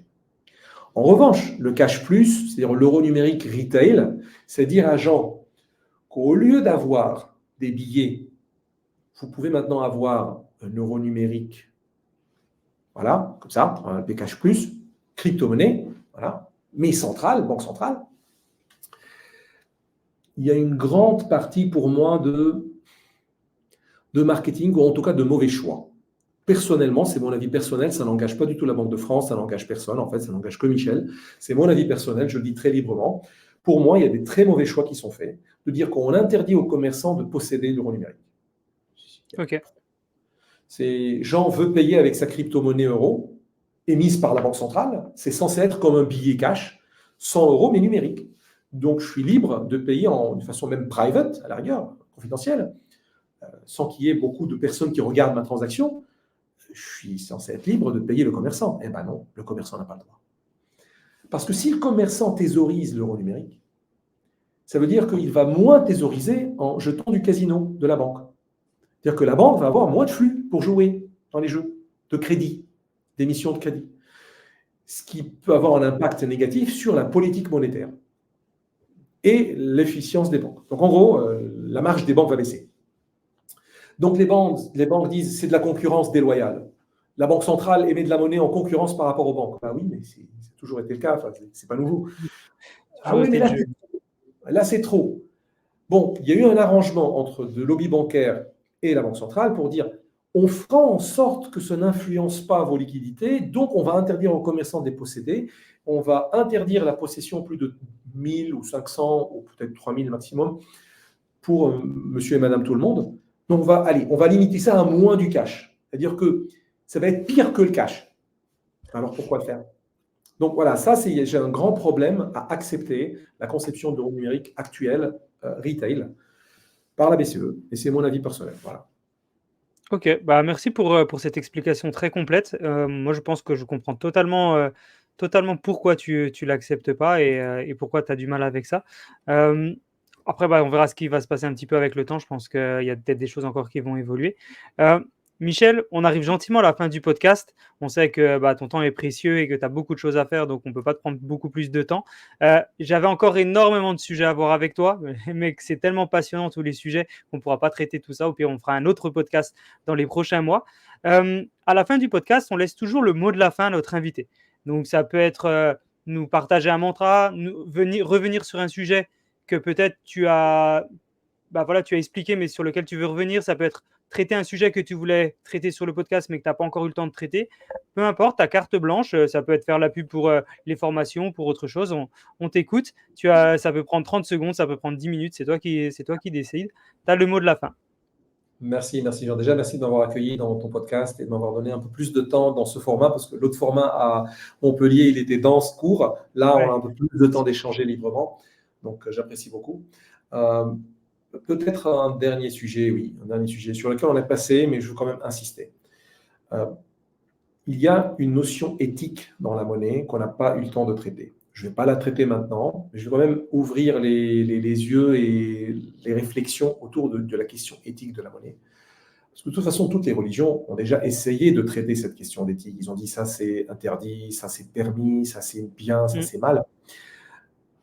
On est dans un moment de l'histoire de l'évolution de notre civilisation et de l'histoire de l'évolution de la monnaie où il faut qu'on se pose des questions réelles sur l'éthique et pas la conformité. Parce que la conformité, c'est très limité.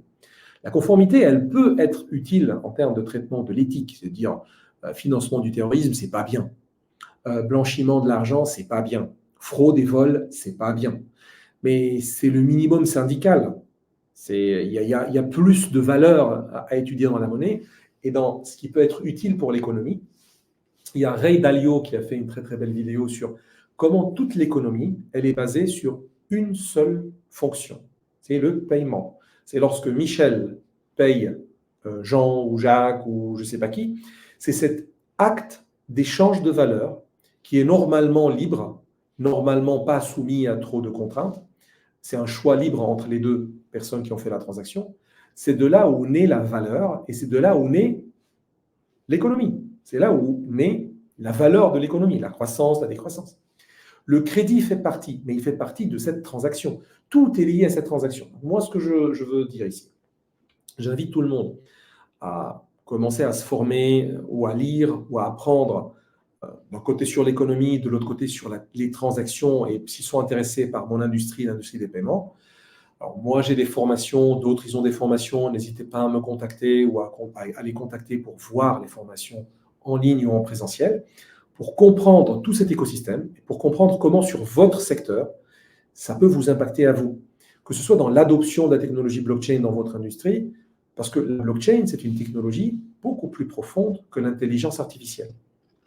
Ça peut être un bon mot de la fin à peu près. Actuellement, au même moment qu'on enregistre, il y a Elon Musk qui parle à Vivatech. On n'est pas en concurrence directe avec Elon Musk, mais Elon Musk travaille non seulement sur l'IA, mais qui est un grand défenseur. Enfin, il prétend et il souhaite, et son intention noble est de défendre l'humanité face à une dérive ou une déviance de l'IA. Voilà. Et d'ailleurs, c'est grâce à lui que nous avons OpenAI. C'est pas mmh, grâce à Sam Altman-Friedman, c'est clair. c'est grâce à sans Elon Musk, on n'aura jamais eu OpenAI. C'est né d'un débat qu'il a eu avec Larry Page, enfin, en tout cas le président de Google, je ne veux pas me tromper dans son nom, je suis un peu fatigué peut-être, mais en gros, de mémoire, c'est Larry Page, non, corrige-moi Jean si je me trompe. Oui, c'est Larry Page. Ouais, je pense que c'est Larry Page. Ça fait un moment que je n'ai pas parlé de lui. Donc. Et donc, comme ils étaient des amis, c'était des vrais amis avant. Et dans un débat, Larry Page disait, bon, l'humain, c'est un animal, c'est fini, c'est dépassé. L'IA que nous entraînons, que nous faisons à Google, etc., va nous ramener pas seulement au transhumain, mais à c'est fini l'humain. C'est juste fini l'humain. Et là, Elon Musk dit, mais qui veut sauver who want to save le soldat humain, là, dans l'histoire, le pauvre humain dans l'histoire. Il dit, mais pourquoi tu veux le sauver? Mais qui crève? Enfin, c'est un animal. Nous, on veut faire de l'IA qui va être surpasser toute l'humanité, et puis c'est fini pour les autres, tant pis. Pourquoi tu veux défendre l'humain? Il dit, mais tu ne comprends pas qu'il y a un mauvais dans l'histoire, qu'il y a un héros dans l'histoire. L'héros dans l'histoire, c'est censé être la victime qu'on veut défendre. Et donc, il est parti, lui, dans une romantisme, dans une histoire romantique, Elon Musk, pour dire qu'il faut sauver l'humain. C'est l'une des raisons pourquoi il veut monter sur la planète Mars, au cas où ça dérive sur la planète Terre, dans des guerres mondiales infinies, anéantir une partie de l'humanité.